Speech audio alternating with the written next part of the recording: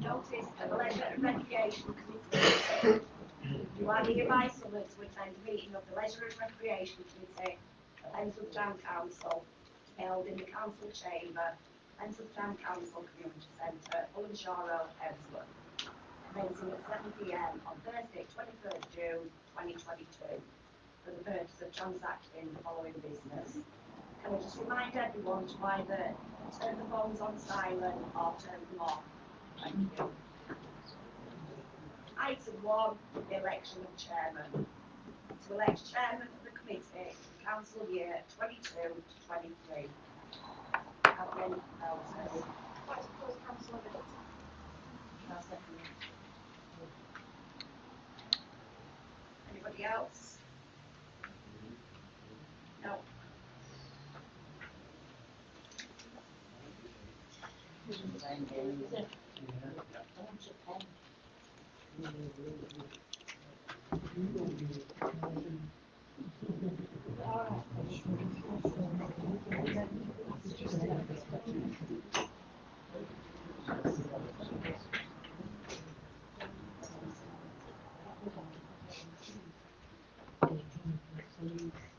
Declarations of interest. Council should dispose. Sorry, apologies for absence.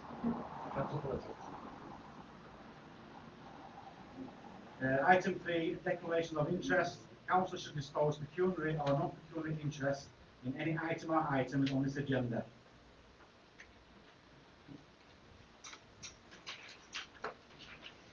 Election of a vice chairman. To elect a vice chairman of the committee for the council year 2022 to 2023. I elect Peter Adaker. Propose Peter Adaker, sorry. I'll second it. Nobody else?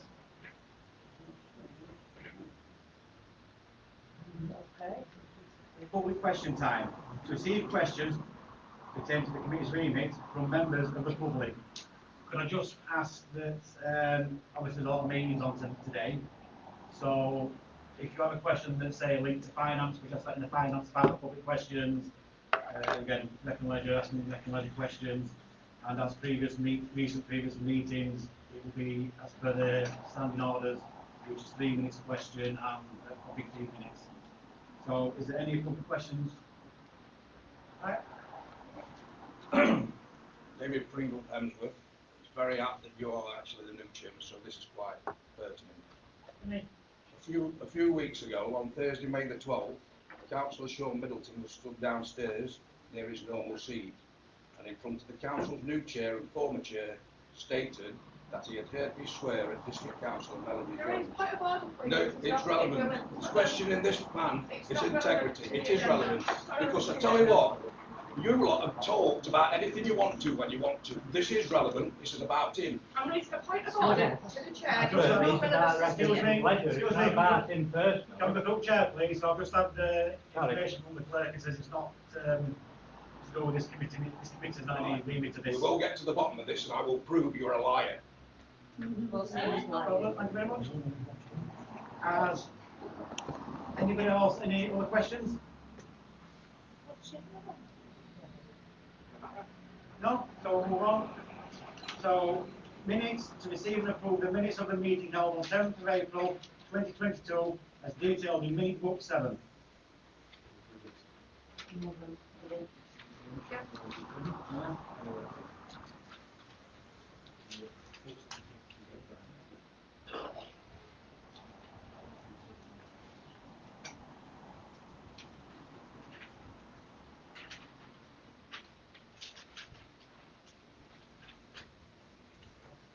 Item 7, Sandygate Football Facility.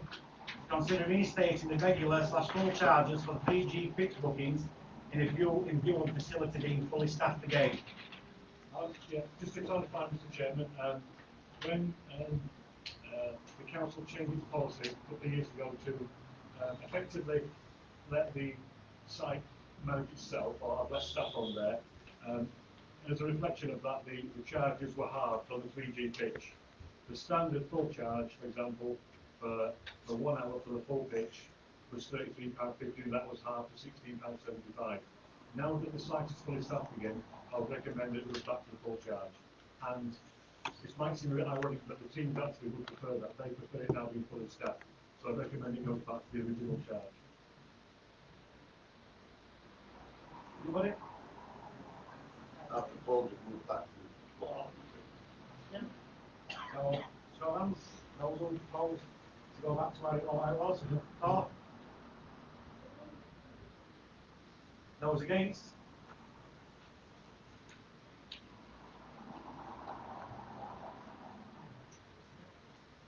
Item 8, allotment cockerels.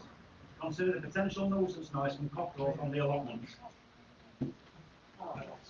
Thank you, Mr. Chairman. Currently, the council's policy is to allow cockerels provided they don't cause a nuisance. But I have had reports of them causing a nuisance. I won't read any of the complainants' names out, but I will read as an example from one of them that they're hearing the cockerels from about 4:30 AM on a regular basis, waking the kids up. I've had to keep the kids' windows shut and the air vents closed to try and minimise the noise, which is not ideal with the hot weather we are having. I'd recommend that the council writes to all allotment holders. I wouldn't normally refer such a routine thing to the committee, but not all our allotment holders are on email.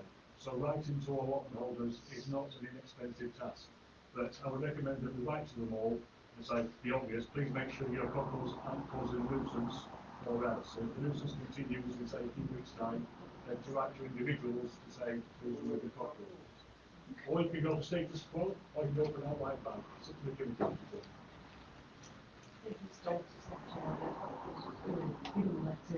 Window warning. Yeah. So all Can I just ask a genuine question? Like, how do they stop the cockerels from talking? Is that by locking them in? There's ways to stop the crowd. We You can do can't that. stop it completely. There will be in that not allowed.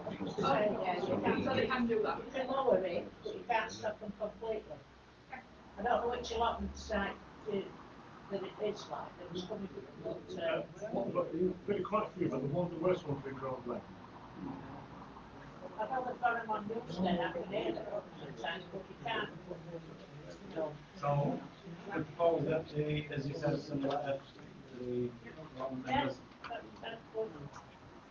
Item 9, Ends of Water Park, including the cafe bar. Consider the following matters. Magnet fishing. Yeah, thanks, Mr. Chairman. Yeah, if the committee allowed one gentleman to do some magnet fishing, it was reported to the council's insurer. They were okay with it as a one-off, but then to the committee to review it in due course, and that's that review tonight. The session went really well. There was no health and safety issues, and I think the gentleman concerned did find some scrap that he could take away. The issue now is that the committee want to allow that to continue.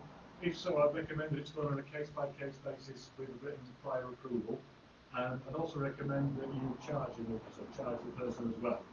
Maybe the same charge as you charge a fishing person, so £4.50. Any additional members?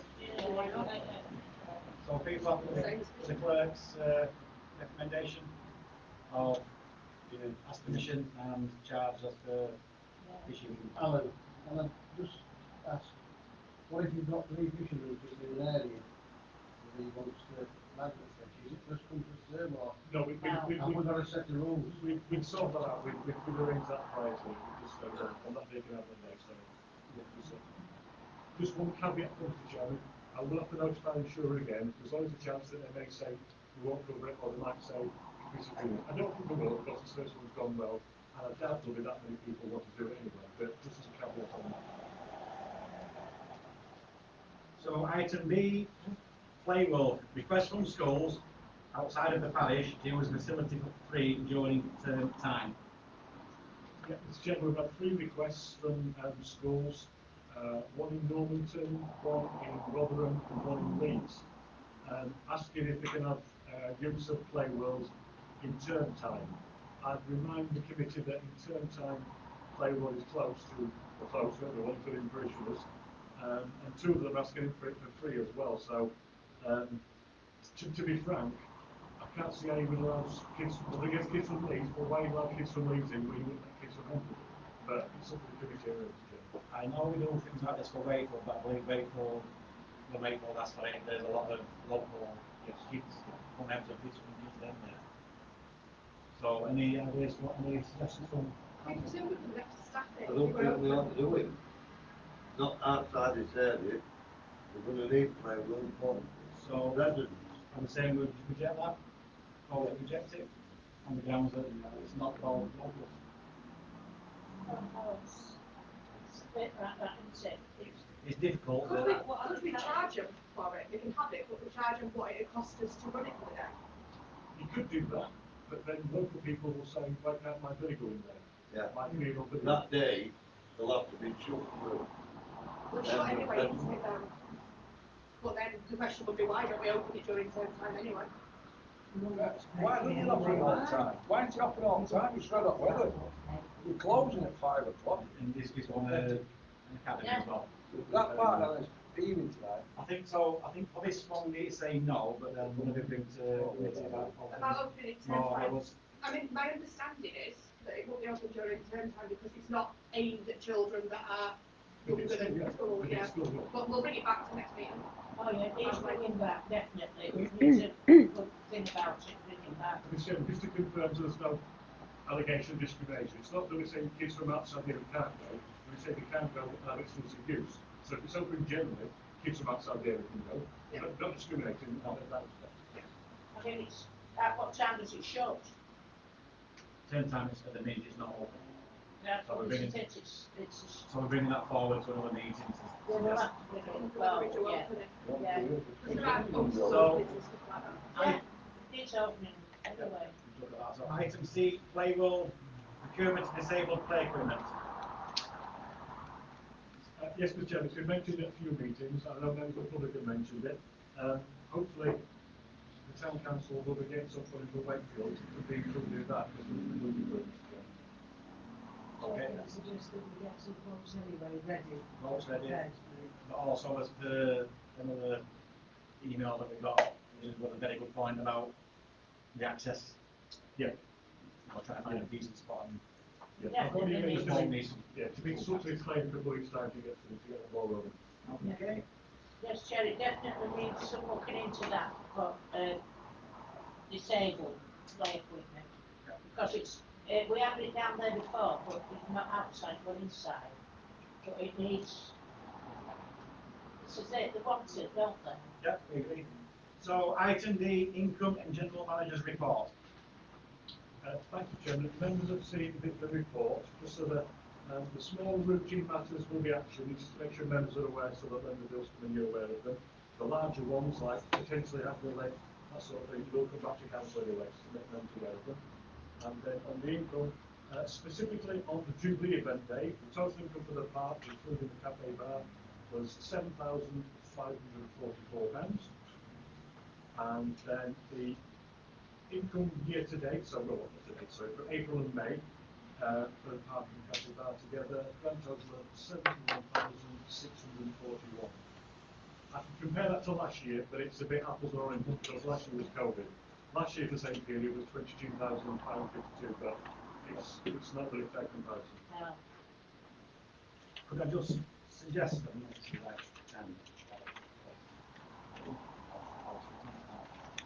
this to me is not a report, it's just a list. Yeah. And then we need to trade and Yeah. Well, Yeah, I think these some figures in it, so some of the stuff that's in there, if we just yeah, so bring it to life with some numbers, I think that helps. Well, what about regarding, all we can facilitate with the function rooms, all the stuff that's putting in? It's not just a matter of list, I mean, there's points in here. these points, and that's what we're saying, so if these points come and it says we've had 30 against, we've not had the cost of the issue, the reason why it's stated, against, we've had 25 who have taken it, and that 30 we'd expect to make, would have made £10 head, I don't know, whatever things are. And then you can cost it against the lift, that we're wanting a need in there.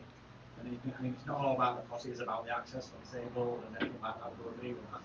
That to have it as a cost as well, you can sort of make it cost effective, or not cost effective, but then you can change your plan, your business plan to that sort of thing. So, can I just say, if we get a very costable lift, and then if we can work out how many we've turned away each month, and how much we bring in on each of those, if you send it to me, I can put it to life, because I know we talked about it loads of times and we keep going on about it. If you want me to do that, I'm more than happy to either sit down with the general manager or Alan or Shana or whatever, and we can go through it. I know loads of people here are actually done that sort of stuff, but I'm happy to put myself forward as well, so we don't keep talking about it, and we can just make a decision then, can't we? Because it feels like the right thing to do, but let's prove that it is. Well, I think that we've turned at least 30, and I think, obviously, I don't think it's just been put down as a figure. I think, because obviously Mandy takes the bookings, so, I don't know what more we want, rules and functions, not booked because they can't get access upstairs. I don't know what else we need to do in that respect. To facilitate that, I can do a mean average. You can do that, yeah. Whatever, I'm just offering now. Yeah, I think you should know, you know what you're talking about, and you can get it through the doctor. That's all I'm trying to do, yeah. Yeah, that's chair. I Yeah. think, yeah, Yes, O'Donnell's going to, Councillor Mann's going to. that's a good idea, that. Brilliant idea. So item 10, exclusion of press and public. Members of the public and the press be excluded from the consideration of business of a confidential nature, as per the Public Bodies Admissions to Meetings Act 1960. No, just for a few more minutes, I think, ladies and gentlemen, not a lot on. Well, we want to go.